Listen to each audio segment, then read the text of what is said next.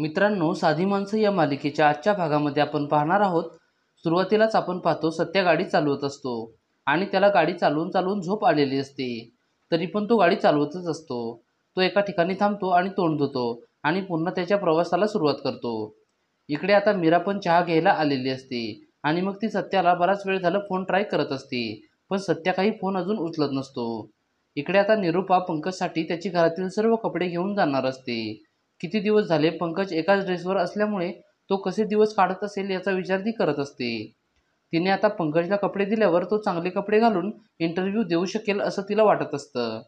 ती मग कपडे भरत असताना इतक्यात सत्याचे वडील येतात आणि मग ते निरूपाला बोलतात की अगं निरूपा, हे तर पंकजचे कपडे आहेत, तू हे घेऊन कुठे चालली आहेस? निरूपा बोलते की ही सगळी कपडे मी त्या भांडीवाल्याला देणार आहे, त्या बदल्यात तो आपल्याला काहीतरी भांडी देईल. आणि मग ती लगेच निघून जाते. सत्याच्या वडिलांना मात्र निरूपाच्या वागण्याचा थोडासा संशय आलेला असतो. इकडे आता मीरा सर्वांसाठी चहा घेऊन येते. मीराचा भाऊ मात्र सकाळ सकाळी कटकट करत असतो. मीरा बोलते की सकाळी सकाळी जरासं शांत बस. आता मग मीरा आईला चहा देते. तिची आई बोलते की जावई बापूंचा काही निरोप आला का ग? मीरा बोलते की अजून तर नाही, पण ते येतीलच लवकरच. मीराची आई आणि मीरा थोडा थोडा चहा घेतात. आता मग इतक्यात मीराची बहीण येते आणि तिने 4,500 रुपये उधारी गोळा करून आणलेली असते. मीरा बहिणीला चहा देते आणि खारी खायला देते. ती फारच दमलेली असते. इकडे आता सत्याचं काम पूर्ण झाल्यामुळे त्याला समोरचा माणूस पैसे देतो. तो माणूस सत्याला बोलतो की खरंच तुझं काम फारच चांगलं होतं.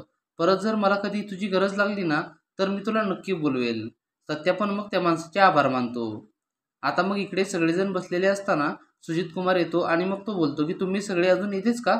गेले नाहीत का अजून? मीराची आई पण मग सुजित कुमारला बोलते की आम्ही थोडेफार पैसे जमा केले आहेत आणि ती 4,500 रुपये त्याला देते. इतक्यात मग सत्य येतो. त्याने पण 5,000 रुपये आणलेले असतात. ते पैसे तो सुजित कुमारच्या हातावर ठेवतो. सुजित कुमार बोलतो की आणि बाकीचे पैसे कुठे आहेत? मीराची आई बोलते की हो, बाकीचे पैसे आम्ही देतो, पण आम्हाला थोडीशी मुदत वाढवून द्या की. सुजित कुमार बोलतो की हा दिली, 1 मिनिट, 1 मिनिटात माझे पैसे परत द्यायचे, नाहीतर लगेच इथून फुटायचं. तुम्हाला कुठे राहायचं आहे ना तिकडे राहा, पण माझ्या इथे जागा नाही. आता मग मीरा बोलते की हो घरमालक, आता आम्ही कुठे जाणार आहोत? इतके दिवस तुमच्या रूममध्ये आम्ही राहत होतो. आता अशा परिस्थितीमध्ये माझी आई भाऊ कुठे जातील? तुम्ही आम्हाला थोडीशी मुदत वाढवून द्या ना. सुजित कुमार मात्र अजिबात काहीच ऐकून घेत नसतो. सुजित कुमार बोलतो की हा विचार तुम्ही काल मला मारताना करायला पाहिजे होता. काल सगळ्यांसमोर माझा अपमान केला, त्यामुळे तो अपमान मी कधीच सहन करू शकत नाही. तुम्हाला जर या खोलीमध्ये राहायचं असेल तर मग मला मारलं ना त्या हातानेच माझी माफी मागितली पाहिजे. आता मग मीराची आई बोलते की हो, ते या घरचे जावई आहेत. सुजित कुमार बोलतो की बरोबर, तू त्यांची सासू आहेस ना, आणि तो तुझा जावई. पण तो कोणत्या घरचा जावई आहे? तुम्हाला तर घर तरी राहायला आहे का? माझी माफी मागितली तर ठीक, नाहीतर इथून लगेच निघा.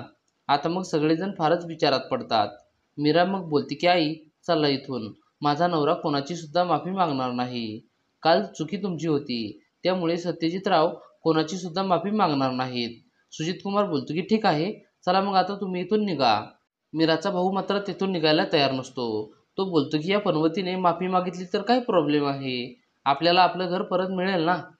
मीरा मग तिच्या भावाला बोलते की तू माग ना मग त्यांची माफी. त्या माणसाने काल सर्वांसमोर तुझ्या बहिणीचा हात पकडला, तेव्हा मात्र तू काहीच बोलला नाहीस. मीरा तिच्या भावाला फारच बोलते आणि मग तो सुद्धा शांत बसतो. आता मग इतक्यात सत्या मीराला साईडला बोलवतो आणि बोलतो की मी त्यांची माफी मागतो. माफी तर मागायची आहे ना, त्यात काय एवढं? मी माफी मागितली ना तर सगळा प्रश्न सुटेल. आता मग मीरा बोलते की तुम्ही एवढा वेळ कुठे होता? मी तुम्हाला किती शोधत होते, आणि माफी मागायला लागण्यापेक्षा काल शांत राहिला असता तर काय झालं असतं? अशा किती वेळा कोणाची माफी मागणार? सत्या बोलतो की जर मी माफी मागितल्यावर जर आपल्या घरच्यांना त्रास होणार नसेल तर मग मी माफी मागायला सुद्धा तयार आहे. सत्या मग मीराच्या हातातली बॅग हातामध्ये घेतो आणि सुजित कुमारकडे जातो. तो सुजित कुमार पुढे हात जोडणार असतो आणि मग त्याच्या हातातली बॅग तो खाली सोडतो. ती बॅग सुजित कुमारच्या पायावर पडते आणि तो मोठ्याने ओरडतो. सत्या मग सुजित कुमारला बोलतो की सॉरी सॉरी, चुकून झालं, पण तुम्हीच बोलला होतात ना की दोन्ही हाताने माफी मागायची.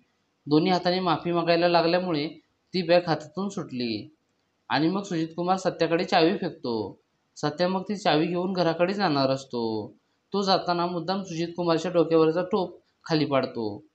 त्याच्या डोक्यावरचा टोप पडल्यावर त्याचे टक्कल पाहून सगळेजण हसू लागतात. एक बाई मात्र बोलते की आज तर ह्यो टक्कल लयच चमकतोय. सुजित कुमार मात्र फारच नाराज होतो आणि तो त्याचा टोप उचलू लागतो. तो टोप मीराच्या पायापुढे पडलेला असतो आणि सुजित कुमार तो टोप उचलताना मीराच्या पायावर हात ठेवतो. मीरा मग सत्याकडे पाहू लागते, कारण सत्याने सुजित कुमारलाच मीराची माफी मागायला लावलेलं असतं. सुजित कुमारचा मात्र फारच मोठा पचका होतो. पण मीरा अजून सत्याकडे पाहतच राहते आणि मग इतक्यात एपिसोड संपतो. मित्रांनो, आता पुढील भाग हा फारच मनोरंजक होणार आहे. पुढील भाग पाहण्यासाठी व्हिडिओला लाईक करा आणि चॅनेलला सबस्क्राईब करून आम्हाला थोडासा सपोर्ट करा. धन्यवाद.